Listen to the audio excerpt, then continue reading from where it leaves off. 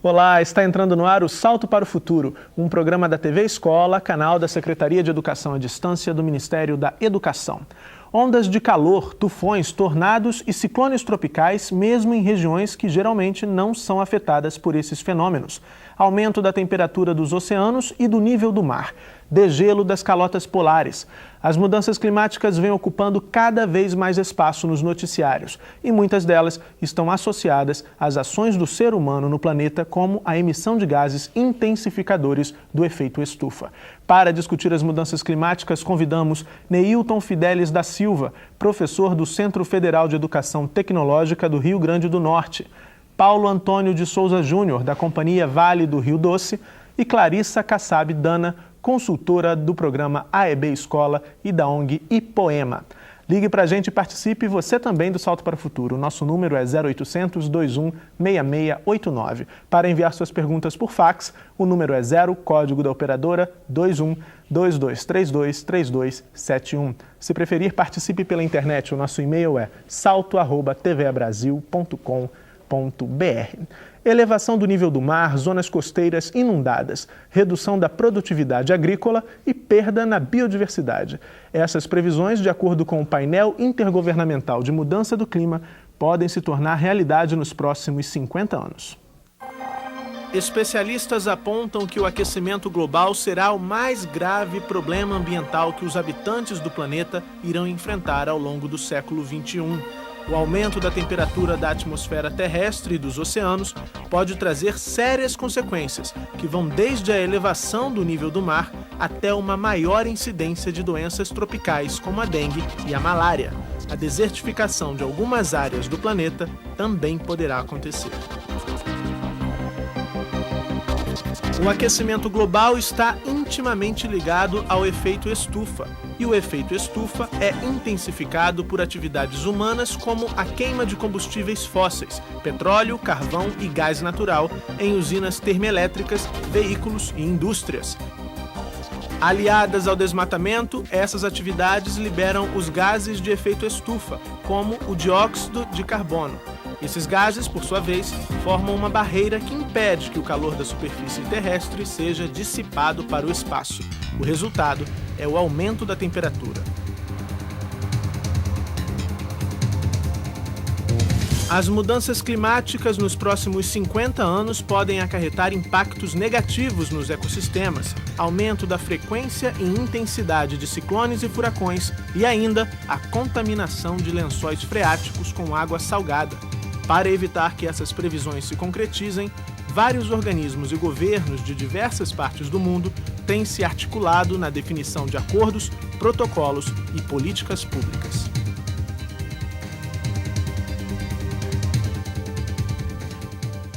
Bom, gostaria de agradecer aos nossos convidados pela participação, pela presença aqui no Salto para o Futuro de hoje. Neilton Fidelis da Silva é pesquisador do Instituto Virtual de Mudanças Globais, da COP, da UFRJ. É professor do Centro Federal de Educação Tecnológica do Rio Grande do Norte, o Cefet, e integra a assessoria técnica da Secretaria Executiva do Fórum Brasileiro de Mudanças Climáticas. Neilton, a gente viu ali na reportagem a reação dos setores da sociedade, de governos de todo mundo aos problemas ambientais ocasionados aí pela intensificação da emissão de gases causadores do efeito estufa. Essa reação tem sido, de uma forma geral, bem-sucedida? Bom, inicialmente eu gostaria de agradecer a produção do Salto para o Futuro e parabenizar pelos 15 anos de programa. Né? Obrigado. E, bom, é uma pergunta um tanto complexa, a gente entender como se os resultados das ações que caminha para reduzir, ou controlar não seria a palavra, mas que caminha para compreender e ações que venham a tornar esses efeitos do aumento da temperatura menor no país, no mundo. A gente tem que entender o mundo como blocos econômicos, o mundo como países com seus interesses particulares. Então, um mundo industrializado, um mundo não industrializado. De uma maneira geral, é um tema muito recente. Então, essas ações elas estão em processo. Quer dizer, os resultados começam a ser impostos no correr do fazer, ou seja, o protocolo, que agora é um tratado, ele tem 1 ano, quer dizer. Então, há um esforço mundial, sem dúvida, mas há também... O Tratado de Quioto que você cita. Agora o Tratado de Quioto, que tem 1 ano, quer dizer, as ações, elas caminham. A forma recente, o caráter desafiador do tema é que é é complexo para se dizer.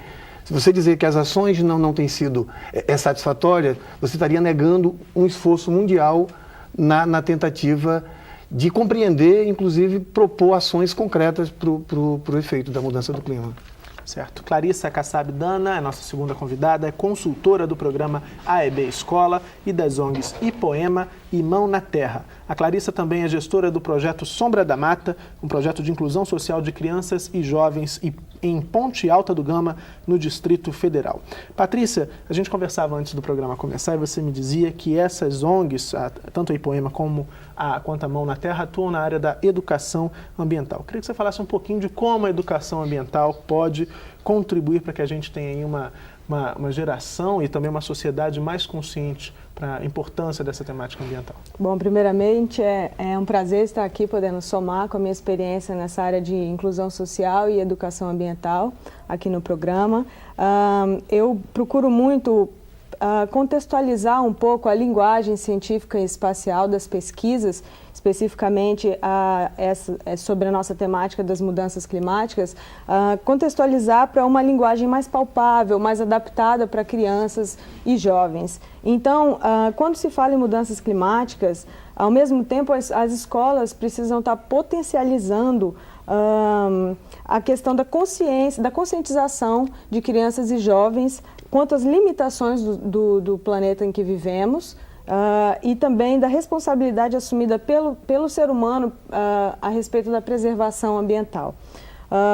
Portanto, eu acredito que a educação ambiental vem somar, vem compor demais como um tema transversal nas escolas, e a escola, portanto, deve propor reflexões e ações no âmbito da educação ambiental, por meio de práticas que fortaleçam, que busquem o desenvolvimento sustentável. Então, o que vem a ser sustentabilidade? Trazendo para uma linguagem bem, mais uma vez, bem adaptada, bem simplificada. Essa discussão, desculpa te interromper, só para contribuir, essa discussão pode estar presente na escola desde que série, por exemplo?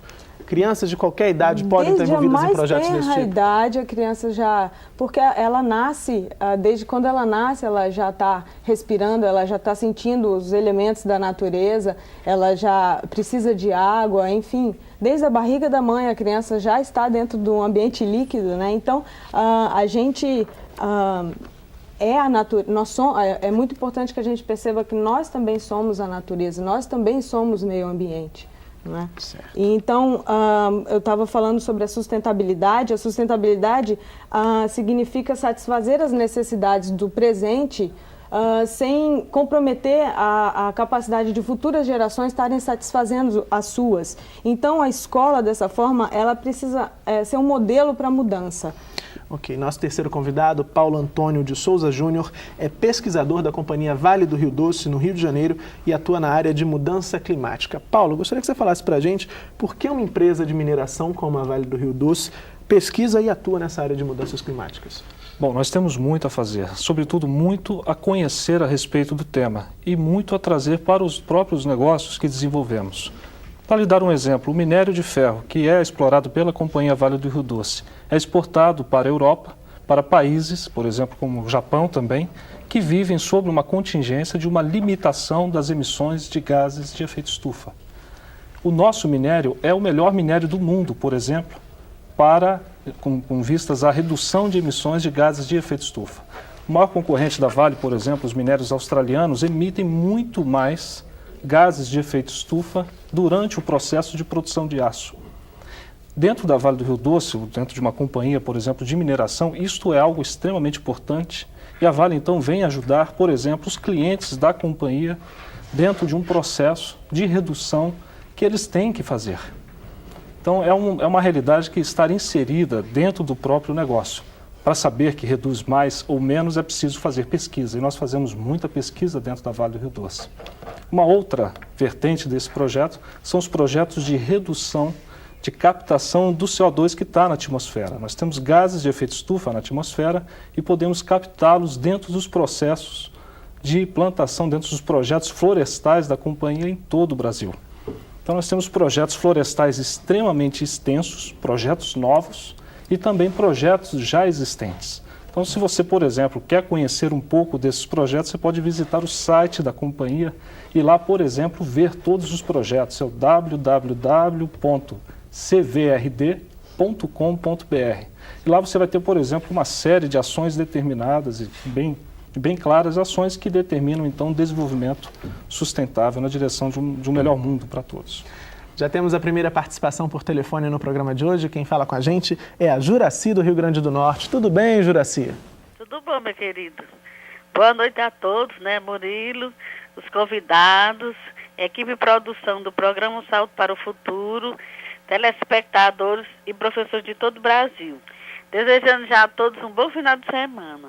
Aqui é a professora Juraci Araújo, da Escola Estadual Coronel Silvino Bezerra, na Terra das Flores, que é Floriana, Rio Grande do Norte. Como o professor pode introduzir essa problemática do efeito estufa em sala de aula? Boa noite, muito obrigada. Obrigado, Juraci, pela sua participação mais uma vez aqui no Salto para o Futuro. Então, Clarissa, você aí também atua nessa área de educação. Sim. Como é que você pode responder aí a Juraci? Então, dentro dessa visão da educação ambiental, existe um termo que, na verdade, é uma filosofia chamada permacultura. E o que vem a ser a permacultura? É um modelo ideal de cultura sustentável. Ela cuida da ética relacionada ao cuidado com a terra, cuidado com as pessoas e cuidado com a partilha dos excedentes.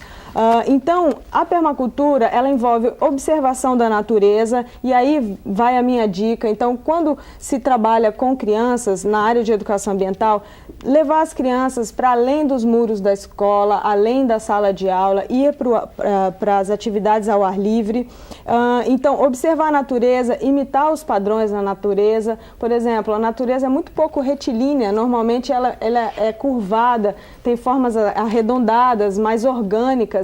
Então, portanto, a gente não deve tratar a natureza assim, de uma forma tão dura, tão rígida, tratar a natureza com mais maleabilidade. Então, é preciso falar nas escolas, por exemplo, sobre mudanças de padrões de consumo, conscientizar, estimular a atitude consciente a respeito de um consumo mais sustentável. Então, existem 3 termos dentro da educação ambiental muito importantes, professora. Um deles é a questão de evitar e reduzir a produção de lixo. Então, exemplificando, quando for ao supermercado, usar caixas de papelão, levar uma sacola de pano.